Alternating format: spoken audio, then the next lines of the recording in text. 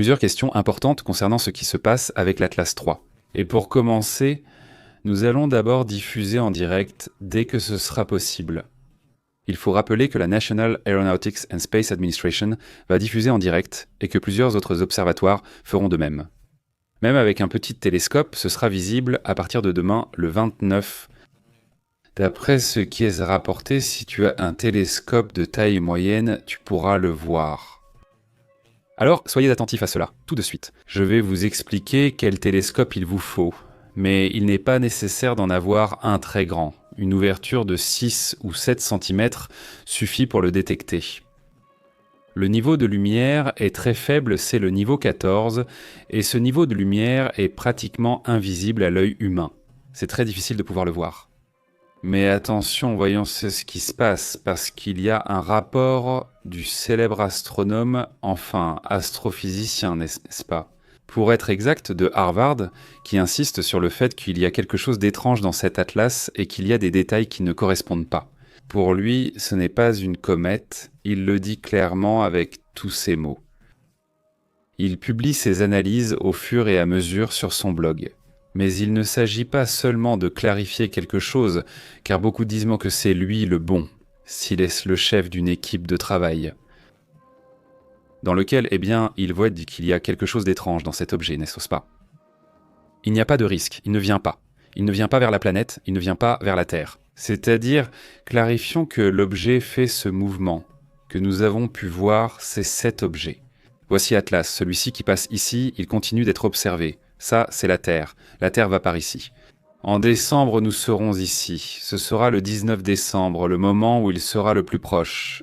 Mais Atlas avance et nous allons voir. En supposant que ce soit une comète normale, n'est-ce pas ? La comète, elle a été découverte, comme vous le savez, il n'y a pas si longtemps. Le 1er juin-juillet, le 1er juillet-août, juillet-août, septembre, octobre.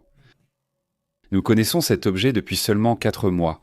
Il reste donc beaucoup d'aspects étranges. L'astrophysicien de Harvard, Avila Eva, affirme que ce n'est pas une comète. Il insiste et répète clairement que, selon lui, ce n'est pas une comète. L'astrophysicien affirme qu'il s'agit d'un objet intelligent, que ce soit un vaisseau, une sonde ou quelque chose comme ça.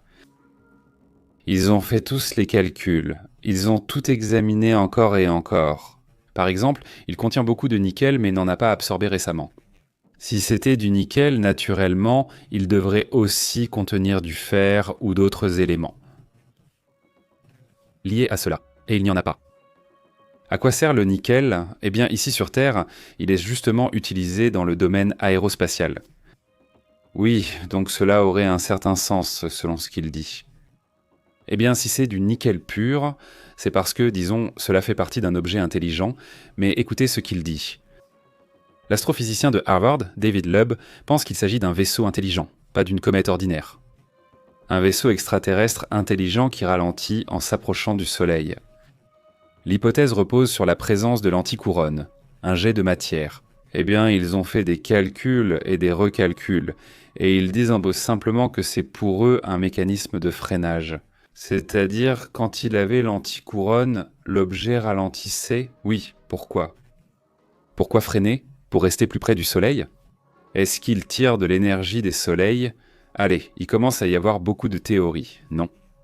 La National Aeronautics and Space Administration a capturé les images avec le télescope Hubble, mais aussi avec la caméra ERISE, qui aurait capturé le 3i Atlas, et qui aurait, d'après ce qu'ils ont eux-mêmes déclaré, un comportement anormal. Même à de grandes distances, il était visible. La composition chimique, affirme-t-il, inclut un alliage de nickel artificiel, d'après ce qu'ils observent, n'est-ce pas ? Le dioxyde de carbone, l'eau et des traces de cyanure seraient autant des éléments que l'on trouve généralement ensemble à l'état naturel, mais qui ne se trouvent pas habituellement ensemble à l'état naturel. C'est-à-dire que ces éléments ne devraient pas non plus se retrouver ensemble normalement, naturellement, et pourtant ils y sont. Quoi donc ? La comète montre une activité inhabituelle dans des zones actuellement observées. Il affirme que ces zones éloignées du Soleil contiennent des matériaux volatiles inhabituels pour une comète. Le fait qu'il passe de cette manière près du Soleil pourrait indiquer qu'il a besoin du Soleil d'une certaine façon pendant un certain temps. Eh bien, on ne sait toujours pas lequel ça va être, n'est-ce pas? C'est-à-dire, comme je ralentis pour prendre un peu, j'ai besoin de cette énergie et ensuite je continue. Vers où? On verra s'il continue tout droit ou ce qui va se passer. Il est dit que la brillance de la comète change de couleur à mesure qu'elle s'approche du Soleil, reflétant une composition interne complexe avec une possible structure artificielle. Ou comme une structure complexe possible qui ne pourrait pas être, disons, naturelle, n'est-ce pas? Le changement qu'elle effectue, qu'est-ce qu'il dit?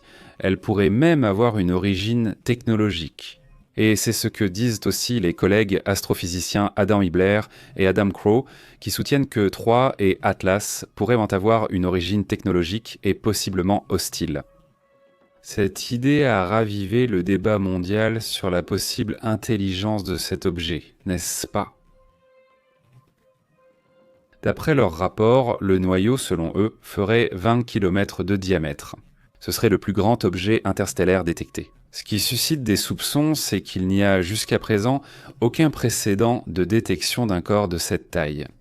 La forte polarisation montre une lumière réfléchie par le Troie et Atlas ainsi que leur activité chimique. Cela laisse aussi penser qu'il présente dans l'ensemble des schémas d'intelligence, disent-ils. Il a été inclus dans le réseau international d'alerte aux astéroïdes comme objet d'observation prioritaire, et cela a également attiré beaucoup d'attention. La National Aeronautics and Space Administration et l'Agence spatiale européenne lui donnent actuellement la priorité d'observation. Qu'en ce moment, c'est l'objet le plus observé, le plus surveillé. À partir de ces prochaines heures, ce sera ce Troie et Atlas, d'accord ?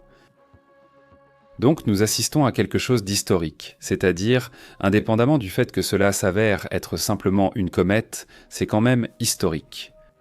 Si c'est quelque chose de plus, alors imaginez-vous, non. C'est-à-dire, mais c'est déjà historique ce qui se passe, et aussi ce que cela génère autour, non?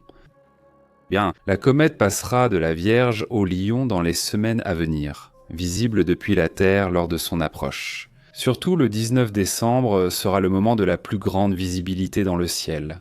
Et nous verrons bien si à ce moment-là nous pourrons l'apercevoir, car nous aussi, n'est-ce pas? L'énergie reçue par la comète du Soleil est de 33 gigawatts, ce qui permet d'étudier la quantité de matière expulsée et son comportement face au rayonnement. Il doit donc y avoir une réaction avec le Soleil. Si cette réaction est celle d'une comète normale, nous dirons simplement que c'est une comète tout à fait normale, avec ses bizarreries. Si elle agit encore étrangement, nous dirons que ce n'est pas normal. Est-ce une sonde intelligente ou autre chose, un vaisseau ou quoi? Vraiment? C'est-à-dire ce sujet est complètement fou, ce sera super intéressant d'ici au 19 décembre. Que verra-t-on d'ici demain? Que se passera-t-il s'il sort de derrière le Soleil? S'il sort... C'est-à-dire, il y a beaucoup de choses, beaucoup de questions qui vont surgir maintenant. Mais aussi le manque d'informations. Mais bon, regardez, à partir de demain, il y aura beaucoup d'informations, il va commencer à sortir plus d'informations. Nous transmettrons ici, surtout dès ce soir, avec plus d'informations, donc nous resterons attentifs et donnerons tous les détails. Nous avons aussi sur la chaîne une playlist où nous informons sur l'Atlas, donc vous pouvez suivre l'Atlas. Vous pouvez regarder toutes les vidéos et, voir là même tout ce qui s'est passé.